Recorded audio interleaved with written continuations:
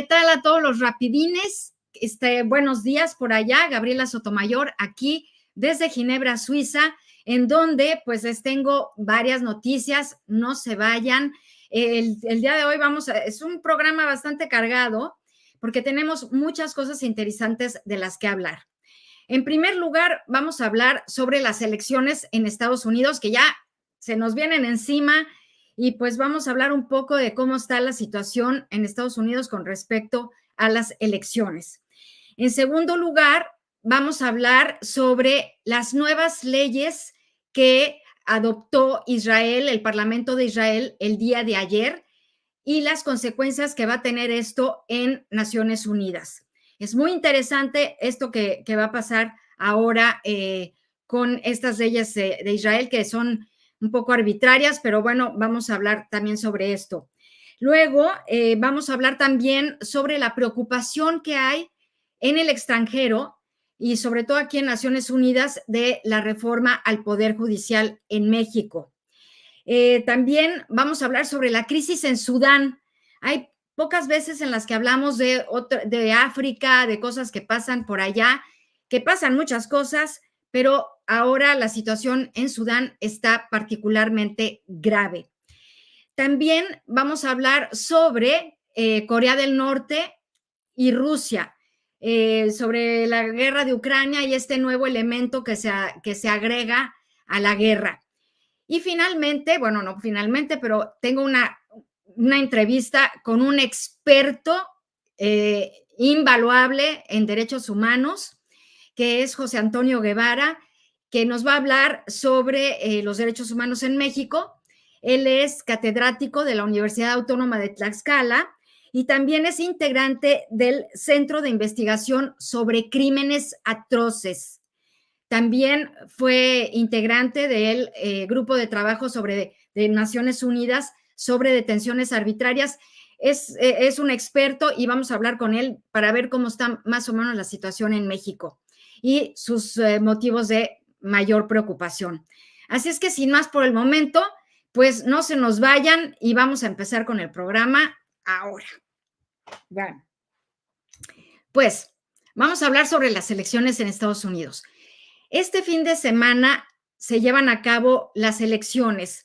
Las encuestas apuntan a que hay una ligera avance de Donald Trump con Kamala Harris.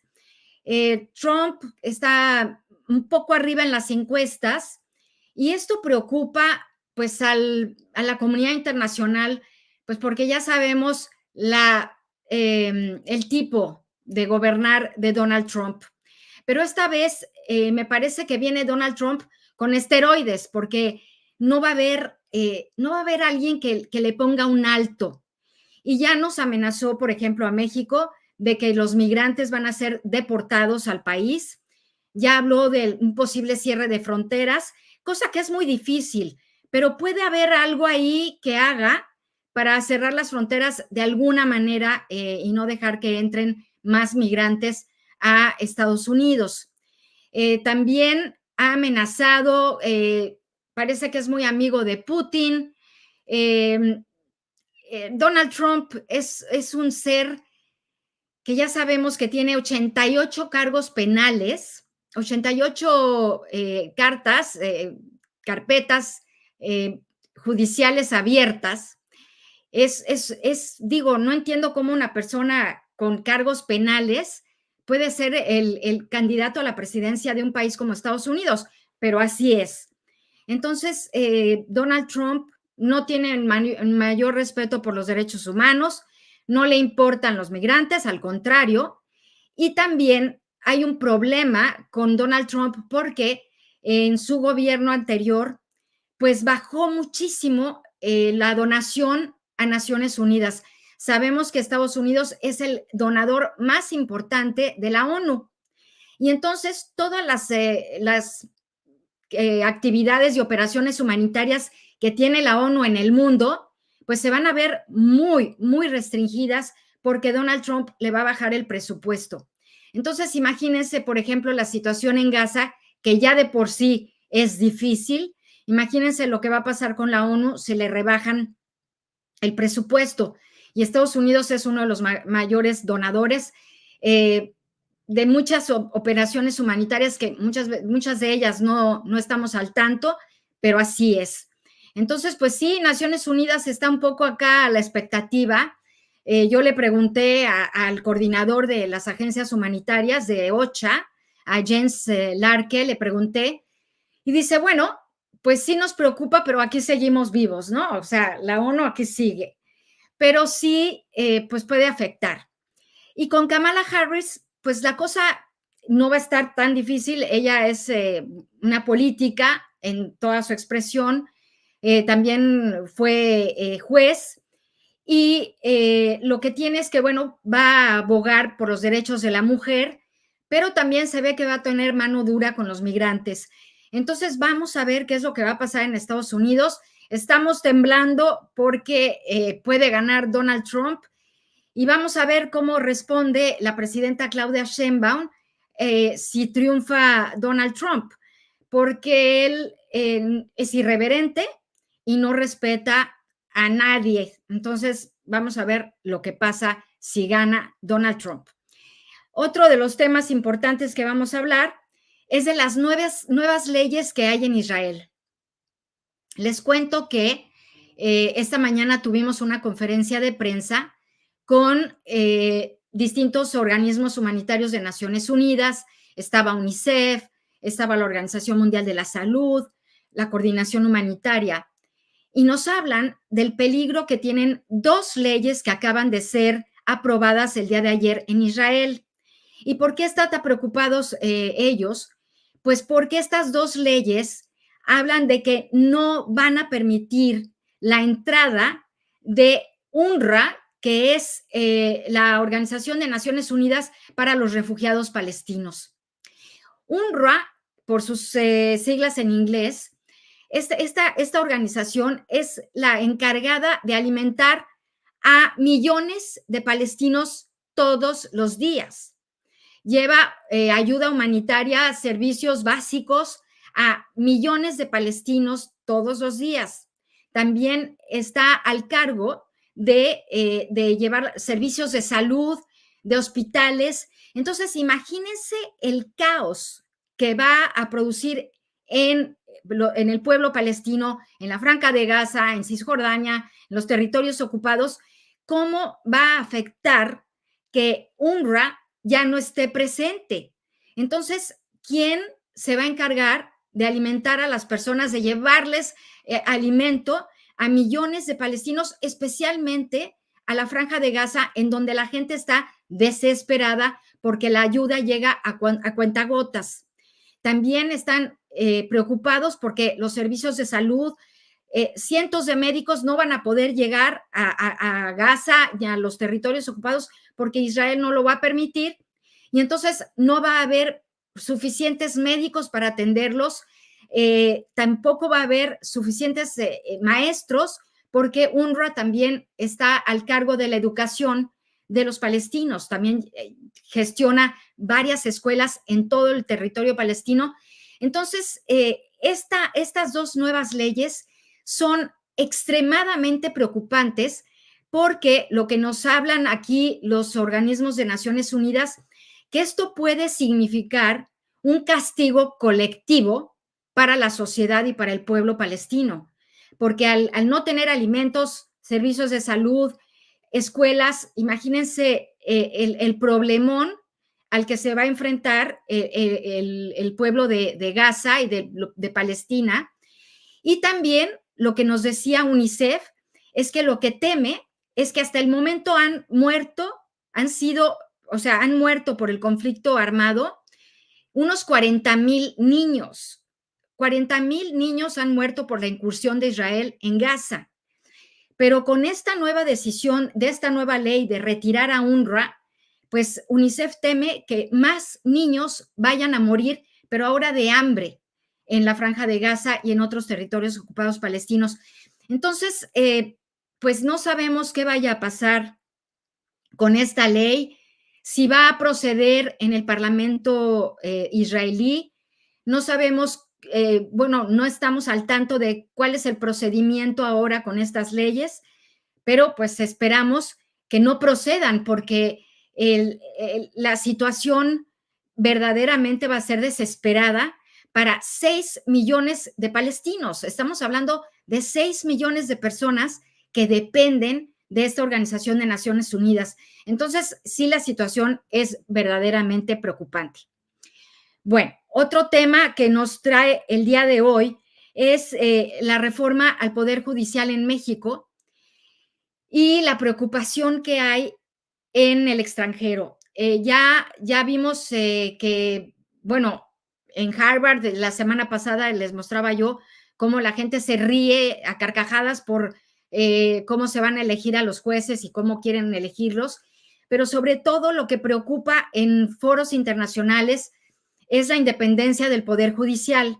Y aquí en Naciones Unidas, el Alto Comisionado para Derechos Humanos, yo le pregunté sobre esta reforma judicial y me dicen que están muy preocupados por la independencia del Poder Judicial, por la manera en que van a ser electos estos jueces, que no va a ser por mérito propio, sino por elección popular. Y entonces quedaron de enviar un comunicado para hablar sobre sus preocupaciones de la reforma judicial en México. Sabemos que la Cámara de Diputados pues estaba debatiendo sobre este tema, sobre la supremacía constitucional y todo este despropósito de la reforma judicial, pero ya vimos que la presidenta Claudia Sheinbaum dijo que la reforma va, pero la reforma va porque ella lo manda. Ella no está dispuesta a dialogar con la oposición, no está dispuesta a dialogar con parlamentarios, no está dispuesta a escuchar a voces disidentes que están en contra de esta reforma, no quiere saber nada de los jueces. O sea, Claudia Sheinbaum nos está mostrando su músculo autoritario y ella nos dice que la reforma va, ¿por qué? Pues porque ella sí lo decidió, porque ella lo manda y como manda a Morena en el Parlamento, como manda a Morena en la Cámara de Diputados, a Morena en la Cámara de Senadores, y todos ellos siguen las instrucciones precisas que les da Claudia Sheinbaum.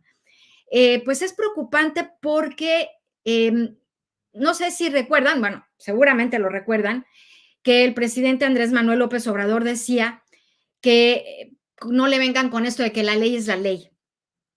Pero esto que hace Claudia Sheinbaum es peor de lo que dijo Andrés Manuel López Obrador, de que no me vengan, que la ley es la ley y que no.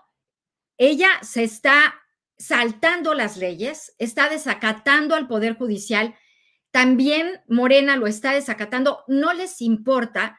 Y esto sí trae una grave crisis constitucional, porque no es posible que un partido, y sobre todo el partido en el poder, pues ahora le dé por desconocer lo que dice el Poder Judicial. Y estamos hablando del Poder Judicial, no estamos hablando de la oposición, no estamos hablando de un poder de la Unión. Recordemos que una democracia es el poder ejecutivo, el poder legislativo y el poder judicial. Entonces, uno de los poderes de la Unión no está siendo escuchado y no se está acatando lo que el Poder Judicial está pidiendo. Entonces, esto preocupa en el foro internacional y sobre todo en Naciones Unidas por la independencia de los poderes. Entonces, esto preocupa muchísimo. Otro tema que nos trae ahora, que también nos preocupa mucho, es la crisis en Sudán. Pues les cuento que en Sudán hay dos fuerzas armadas que están en contra. Las fuerzas de apoyo rápido de Sudán contra las fuerzas armadas sudanesas. Estas dos fuerzas armadas están en contra y lo que está pasando es que hay una andanada de crímenes de violencia sexual, de esclavitud sexual contra las mujeres, hay violaciones en grupo, hay tratos crueles e inhumanos, tortura, sobre todo contra mujeres, contra niñas. Hay pánico en la población por los enfrentamientos entre estas dos fuerzas, pero sobre todo hay pánico porque no hay ningún respeto por la población civil y mucho menos por las mujeres. Entonces, esto que está sucediendo en Sudán, violencia sexual, es extremadamente preocupante porque nos recuerda unos de los peores momentos y de los más negros momentos en la historia de África, del continente africano. Recordemos, digo, Ruanda, varios conflictos que ha habido, el Congo. Entonces, la violencia sexual es algo muy grave que debe ser considerado por la comunidad internacional y debe de tratar de unirse para poner un alto a este tipo de violencia. Es posible que este tema se lleve al Consejo de Seguridad de Naciones Unidas y urge que sea así porque estamos frente a serias atrocidades que se están cometiendo contra las mujeres y las niñas en Sudán. Y ya para terminar, algo muy rápido, que sobre la guerra en Ucrania, que estamos viendo que Corea del Norte, el gran amigo de Putin, ya vemos que Kim Jong-un, gobernante, bueno, que realmente no es un gobernante, sino que es un tirano con la población de Norcorea, y bueno, pues es muy amigo de Putin y ya mandó a unos 10,000 soldados para apoyarlo en el frente contra Ucrania. Pero esto no se debe tomar a la ligera porque aquí lo que estamos viendo es que ya se está expandiendo el conflicto de Ucrania, pues geográficamente porque ya está metido otro país en este conflicto que es Corea del Norte. Entonces, esto preocupa porque no sabemos cuál vaya a ser la respuesta de Estados Unidos, de la Unión Europea. Seguramente van a condenar esto porque, pues, es la intromisión de otras fuerzas armadas en el conflicto armado de Ucrania. Entonces, también Zelensky ha denunciado la presencia de los soldados de Corea del Norte. Me imagino que los soldados pues no han de ser muy entrenados en el derecho humanitario internacional, tampoco han de ser muy entrenados en los derechos humanos internacionales y sobre todo en las convenciones de Ginebra, las llamadas leyes de la guerra. Entonces, pues sí preocupa la presencia de soldados como estos en Ucrania y no sé, los efectos que podrá tener en la población civil, en los ucranianos, en los jóvenes, en las niñas y en la población civil. Entonces, vamos a ver qué pasa con esto. Bueno, entonces, esto es lo que más preocupa aquí en estos lugares, por Ginebra, por las Naciones Unidas, en los pasillos. Y pues también quiero ahora invitar a mi entrevistado, que es un tipazo, que le doy las gracias por estar aquí, a José Antonio Guevara, que es, bueno, gran amigo, pero también es un gran experto en derechos humanos. Es, como le decía, académico de la Universidad Autónoma de Tlaxcala, es integrante del grupo de investigación sobre crímenes atroces, que yo creo que me platique sobre esto, que se oye así como tremendo, y también fue miembro del grupo de trabajo sobre detenciones arbitrarias en Naciones Unidas y tiene una gran experiencia en el sistema internacional de derechos humanos. Hola, José Antonio, ¿cómo estás? Hola Gabriela, muy buenas tardes, ¿cómo te va? Me da mucho gusto saludarte, gracias por la invitación a tu programa. Gracias aquí al Rapidín Internacional que estamos estrenando en la producción con Tere Vale y con Jaime Guerrero y también con la producción de Gaby Guerrero, le damos las gracias. Pero cuéntanos un poco sobre tu actividad, sobre esto de los crímenes atroces. ¿Qué estás haciendo ahora en México? Bueno, hace 3 años creamos un grupo de especialistas en materia de derecho penal internacional. Esta organización con el objeto justo de traer esa perspectiva al trabajo de defensa de derechos humanos, teniendo en cuenta que México atraviesa una lamentable crisis de violencias en de diferentes formas. Particularmente son preocupantes los asesinatos, las desapariciones, los asesinatos exceden de los 300,000, 500,000 personas que han muerto violentamente en los últimos 18 años en el contexto de la denominada guerra contra las drogas o las políticas de seguridad que se han denominado de diferente forma con los 3 sexenios, ahora con este cuarto. Primero guerra contra las drogas, después estrategia para la seguridad, después la estrategia de abrazos o no balazos, y ahora todavía no vemos cómo se va a definir la estrategia militarizada de seguridad. Pero bueno, los asesinatos son un problema muy serio.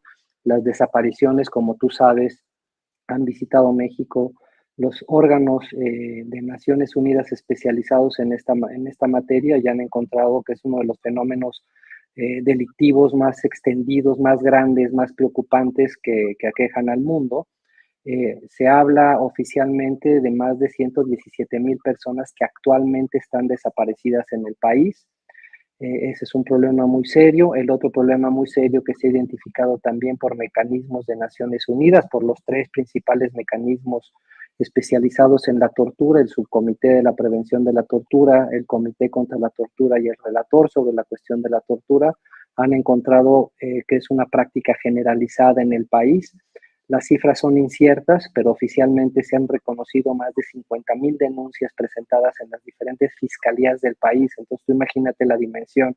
Si tú analizas estando allá los informes de los diferentes mecanismos, por ejemplo, de determinación de hechos, de violaciones graves de derechos humanos, crímenes de lesa humanidad o crímenes de guerra que ha creado el Consejo de Derechos Humanos, 2 de ellos muy cercanos a esta región, América Latina, el de Nicaragua y el de Venezuela.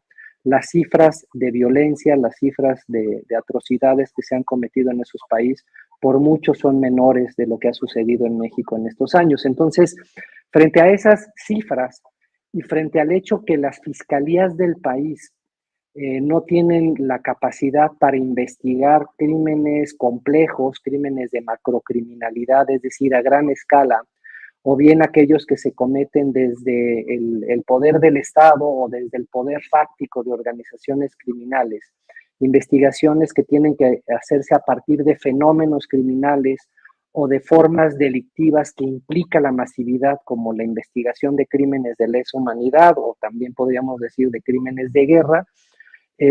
Frente a esa situación crítica, frente a esa incapacidad de las fiscalías para investigar estos delitos, particularmente cuando son cometidos por funcionarios del Estado, decidimos crear esta organización para pues, utilizar las herramientas que ofrece el derecho penal internacional para que los delitos a gran escala y sistemáticos que se han cometido en México en estos 18 empezando el 19 años, se puedan investigar de una forma distinta y salgamos de esa investigación del caso por caso, que no nos va a llevar nunca a obtener mayores dosis de justicia y con eso reducir la lastimosa impunidad por la que atraviesa el país, que como sabes, más del 99% de los delitos que se cometen en el país no se denuncian. De esos, menos del 1% que se denuncia, o ese porcentaje muy bajo que se denuncia, la gran mayoría, el 99% también, no llegan a investigarse ni llegan a sentencia. Entonces tenemos un colapso también de las instituciones de procuración de justicia, y cuando se trata de violaciones de derechos humanos cometidos, por ejemplo, por el ejército mexicano, en un contexto que ya habrás discutido en este programa de gravosa militarización, de alarmante militarización, no solamente de la seguridad pública, sino también de otras cientos de funciones que debieran ser llevadas a cabo por autoridades civiles, ahora están en manos de las Fuerzas Armadas. Entonces, en ese contexto, cuando el ejército mata o asesina, desaparece, tortura o viola o agrede físicamente a personas en las calles o en sus domicilios, no hay autoridad actualmente que les quiera hacer frente para investigarlos, procesarlos y sancionarlos por esos crímenes. Entonces, por estas razones es que creamos esta organización con el objeto eso de contribuir al debate público sobre cómo interpretar estas diferentes violencias y caracterizarlas de una manera acorde a las normas internacionales aplicables a México, como los crímenes de lesa humanidad o los crímenes de guerra, y además apoyar en la medida de lo que se pueda a las fiscalías del país que quieran hacer diferentes tipos de investigación sobre macrocriminalidad o sobre investigación de este tipo de fenómenos delictivos. Estaba escuchando una noticia de que hubo 19 muertos en un encuentro con el ejército, pero del ejército no murió nadie, murieron del otro lado 19 personas. Entonces, no sé si estás viendo tú o te preocupa que está, no sé, con este gobierno de Claudia Sheinbaum, no sé si está subiendo el grado de violencia del ejército o no, si lo ves, si es un motivo de preocupación para ti. Y también, ¿qué retos ves de este gobierno de Sheinbaum en materia de derechos humanos? ¿Qué es lo que más te preocupa?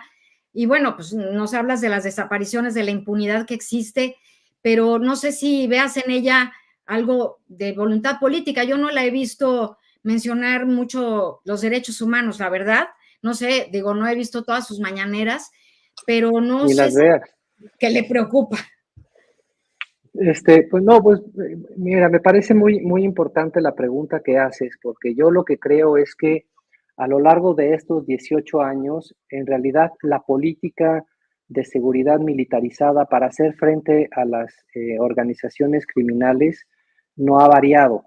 Hemos tenido en diferentes momentos a lo largo de estos años épocas en donde son más visibles o sabemos más de este tipo de enfrentamientos y de este tipo de posiblemente ejecuciones extrajudiciales por parte de las Fuerzas Armadas, hemos tenido más o menor conocimiento de ellas.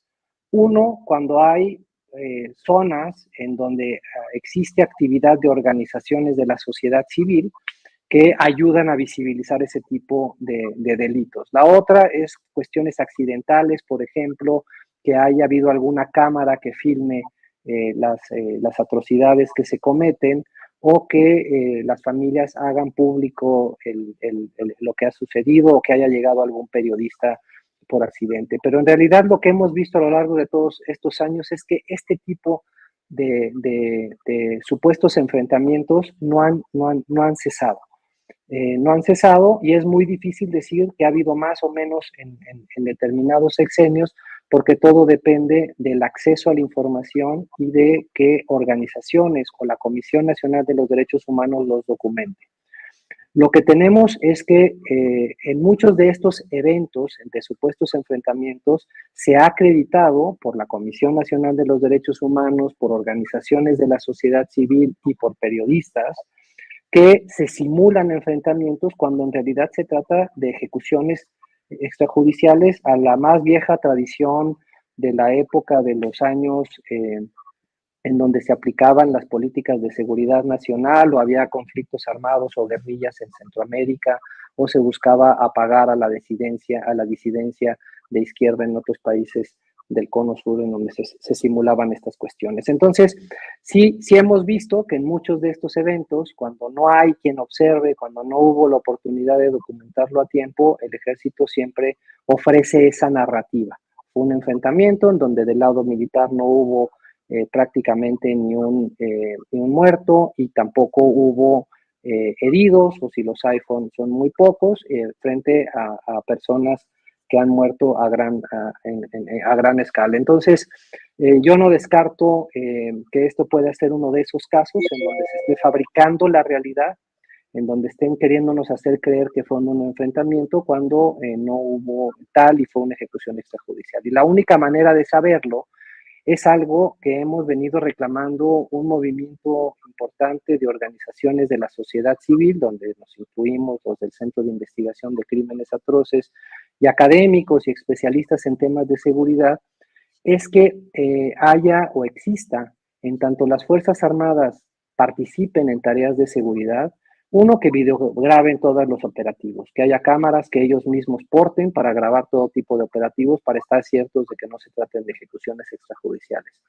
Pero al mismo tiempo, desde el 2019, que se aprobó un régimen que ya fue anulado por el gobierno actual y su antecesor, el régimen de participación extraordinaria, supervisada, fiscalizada, decía la Constitución en 2019, subordinada a la autoridad civil de manera excepcional para tareas muy específicas y de manera complementaria al funcionamiento de las autoridades policíacas civiles. En ese contexto se pedía que hubiera mecanismos de fiscalización del comportamiento militar en estas tareas, para que precisamente no hubiera dudas de que cuando hubiera un desafortunado enfrentamiento, que no lo debería haber en México, si lo que se supone es que vivimos un momento de paz, no hay un conflicto armado, entonces las Fuerzas Armadas no podrían o no deberían participar en enfrentamientos de esa naturaleza, porque de lo que se trata son de acciones de policías para asegurar el cumplimiento de la ley. Pero bueno, dado que existen este tipo de enfrentamientos, solamente podríamos estar ciertos de qué fue lo que pasó cuando hay un mecanismo independiente que fiscalice lo sucedido, que obtenga toda la información, que sean los primeros de llegar a la escena del crimen, asegurar los elementos de prueba, asegurar la cadena de custodia y con el poder que le brinda el Estado, tomar los testimonios de todos los agentes militares que participaron en ese operativo y poder llegar a conclusiones a partir del uso de las herramientas que el mismo derecho internacional ofrece, como el protocolo de Minnesota, que conoces bien, que es un protocolo que se debe de aplicar, que ya fue revisado hace unos años, pero que se sigue llamando así, para poder documentar si en efecto un operativo de uso de la fuerza letal se ajustó a las reglas existentes y fue o no una ejecución extrajudicial. Entonces, creo que este caso debe ser un poderoso llamado de atención para recordarle a Claudia Sheinbaum que uno de los grandes desafíos que tiene su gobierno es asegurarse que se cuenten con mecanismos de fiscalización independientes, no los órganos internos del propio ejército, no la jurisdicción militar, que es una jurisdicción impropia, inválida y contraria a las obligaciones internacionales de México para velar por el cumplimiento de la ley, y por supuesto, no con una Fiscalía General de la República que está en manos de un fiscal que ha sido un fiel seguidor de las directrices que le manda la Presidencia de la República, y por supuesto sin una Comisión de Derechos Humanos que esté en manos de una persona simpatizante y alta funcionaria o exalta funcionaria del partido en el poder, que ha servido más en los últimos años que ha actuado la señora Piedra Ibarra como una comparsa del gobierno, una legitimadora de las acciones ilegales e inconstitucionales del gobierno de López Obrador y actualmente de Claudia Sheinbaum,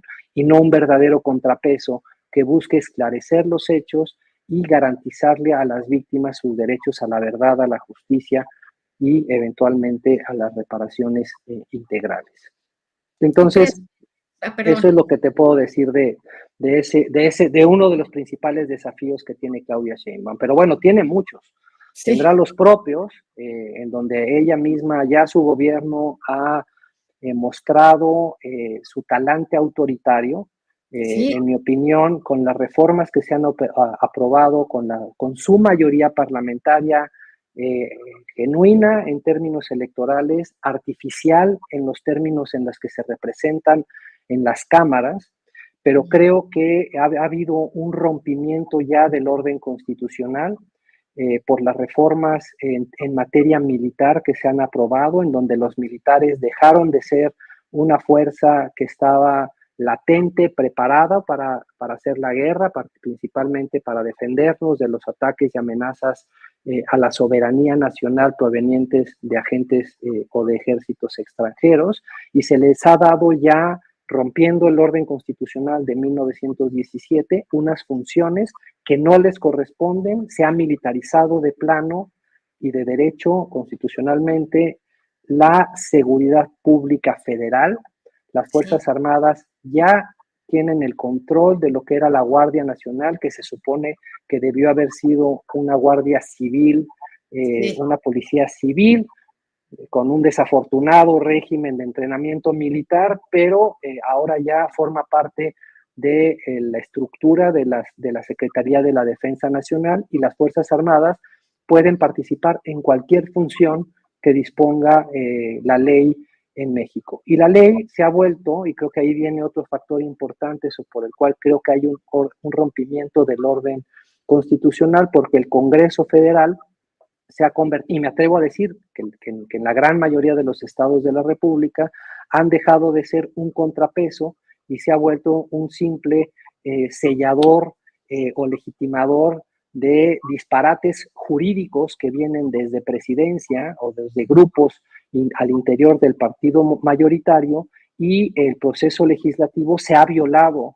en todas estas reformas, como la reforma a la Guardia Nacional y a la militarización de la Constitución, pero también eso ha generado un problema, por supuesto, de orden constitucional, porque ya no hay una división de poderes entre el Ejecutivo y el Legislativo, y con la reforma que se ha presentado y que se aprobó, y las reformas a las reformas que se han aprobado en materia de Poder Judicial, a la denominada reforma a la justicia, que es una reforma que lo que busca hacer es darle el control absoluto a el partido mayoritario y por ende a la presidenta de México para controlar el Poder Judicial y nombrar los jueces bajo un pretexto de llevar la democracia al Poder Judicial, pero en realidad quienes estarían nombrando a los jueces porque tienen el control de los mecanismos de selección de candidatos es el partido mayoritario y sus aliados, al mismo tiempo que quienes participarán en la elección, en una elección que además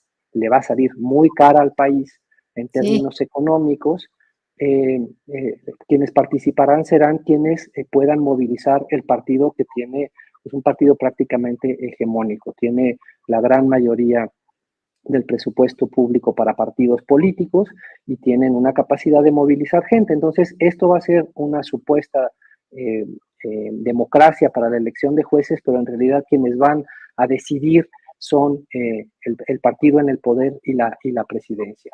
A eso nos va a llevar la crisis, profundizar la crisis del orden constitucional, del rompimiento del orden constitucional, en donde los jueces van a ser correas de transmisión de la voluntad del partido mayoritario y de la presidenta en los diferentes ámbitos, en el Poder Judicial Federal, en los poderes judiciales de los estados. Entonces estaríamos frente a la imposibilidad de que las y los ciudadanos contemos con uno de los derechos más importantes que cualquier república y cualquier Estado de Derecho debe ofrecernos, que es el contar con jueces imparciales e independientes para que determinen la titularidad de nuestros derechos, la libertad, la igualdad, la propiedad, etcétera, etcétera. Entonces, esos dos desafíos, creo yo, son con los que este gobierno ya se ha comprometido a no avanzar para mejorarlos. Es decir, ha profundizado la militarización, ha profundizado o quiere profundizar en la erosión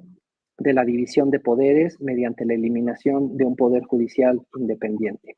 Y los otros desafíos que tiene, creo que son los desafíos que ya se compró de las administraciones anteriores y que ya vimos que su gobierno sigue cometiendo, que son en el contexto de las diferentes políticas de seguridad y de migración, la comisión de prácticas aberrantes como los asesinatos, ya vimos la Guardia Nacional disparándole al inicio del sexenio a un camión de migrantes y matando a varios de ellos, ya vimos cómo se simulan, o parece que se simulan enfrentamientos en donde mueren 19 personas, supuestamente integrantes de la delincuencia, y no muere ningún soldado. Hemos visto bueno, entonces ese tipo de prácticas autoritarias y violentas en el contexto de las políticas de seguridad y de migración se siguen cometiendo, y se está comprando por la incapacidad de nombrar o la falta de voluntad de nombrar a fiscales propiamente independientes y de nombrar a un fiscal general independiente de la República. Se está comprando ya esta administración la impunidad de los abusos cometidos por las fuerzas de seguridad en el contexto de estas políticas de las administraciones pasadas. Entonces, los cientos de miles de casos de desapariciones, de asesinatos, de torturas, de violencia sexual, de desplazamientos internos, serán un problema que esta administración tendrá que enfrentar, y con las condiciones de la estructura y práctica de las fiscalías del país, pues es imposible que logremos mejores condiciones de justicia y de no impunidad. Entonces, el desafío para mí es abrirle la puerta a la cooperación internacional, cosa que no se antoja o no parece que vaya a suceder por estos impulsos soberanistas anticuados del partido Morena y sus seguidores, incluida la presidenta. Entonces, veo poco factible que se pueda crear, por ejemplo, un mecanismo de determinación de hechos del Consejo de Derechos Humanos para poder observar quiénes son los responsables de tantas desapariciones, torturas y ejecuciones. Y si se llegara a crear en contra de la voluntad del Estado, como ha sucedido en otros países, pues veo muy poco factible que les permitan el ingreso, pero no importando eso, creo que sí sería un buen ejercicio y que la comunidad internacional pueda poner atención en lo que está pasando en México, y un mecanismo de esta naturaleza ayudaría mucho. La otra es la Corte Penal Internacional, que no se requiere la voluntad del Estado para que la Corte active su jurisdicción. El fiscal de la Corte ya tiene información sobre las atrocidades que se han cometido en México. Desde el 2006 ha recibido numerosos informes que se denominan del artículo 15 del Estatuto de Roma, o comunicaciones, que también se le conocen, de organizaciones de la sociedad civil, en donde se evidencia la existencia de crímenes de guerra y de lesa humanidad cometidos por agentes del Estado, pero también por organizaciones criminales. Entonces, creo que ese tribunal podría ayudar para que se muevan las voluntades aquí en México y que se empiecen a tomar en serio la investigación de estos abusos. Pues sí, difícil que el gobierno de Sheinbaum vaya a aceptar una observación internacional, pero tenemos que despedirte porque el programa se termina, pero una delicia platicar contigo, José Antonio. Igualmente, Gabriela. Bueno, que vuelvas al programa, porque pues te estaremos hablando para comentar cosas que vayan a pasar. No sé si tenemos algunos comentarios, Gaby, si quieres, espérame de aquí, José Antonio, para ver si hay comentarios del público. Y bueno, y luego también la Comisión Nacional de Derechos Humanos, o sea, la señora Piedra que se quiere reelegir. O sea, ¿cómo es posible? O sea, absurdo. No lo puedes creer, no lo puedes creer. Si más o menos estaba funcionando, ahora pues no sabemos qué va a pasar. Pero a ver, Gaby, ¿hay algo? A ver, María Ortiz dice, la duda es si será, de veras todos eran delincuentes, de verdad todos eran delincuentes, han asesinado civiles que no la debían. Claro, muchos civiles han sido ejecutados por fuegos cruzados. ¿Qué opinas de eso? Luego, José Antonio Guevara, yo opino que podrían haber un ejército internacional para que ponga orden en los países, por ejemplo, Venezuela, Cuba, México. Gobierno, ¿te acomodas o te atacamos? Bueno, complicado. Es complicado. Bueno, están los cascos azules, pero no sabemos, digo, no sé. Pero interesante lo que dice Gust. ¿Qué más? Gilberto Vázquez, buenos días, Gabriela, familia Rapidinauta. Ya se agregó el like de la cuenta. Muchas gracias por darnos el punto de vista de lo que sucede en el mundo desde Naciones Unidas en Suiza. Muchísimas gracias. Y bueno, pues aquí estamos al pie del cañón. ¿Quién más? Gaby, ¿tenemos algo más? ¿Ya no? Luego empiezan a escribir ya cuando ya no estamos en el aire y empiezan a ponernos muchos comentarios en YouTube. Te invito, José Antonio, y al público, a los rapidinautas que nos vean y que, bueno, si quieren comentar algo, algunas preguntas, pues ahí nos pueden ver por YouTube. Muchísimas gracias, José Antonio Guevara, por estar aquí en el Rapidín Internacional. Gracias a Gaby Guerrero por la producción de este programa y nos vemos el próximo martes a la misma hora en este canal. Y bueno, pues sean felices y nos vemos la próxima semana. Hasta luego. Hasta luego, Gabriela. Muchas gracias. Gracias a ti, José Antonio. Chao. Hasta luego.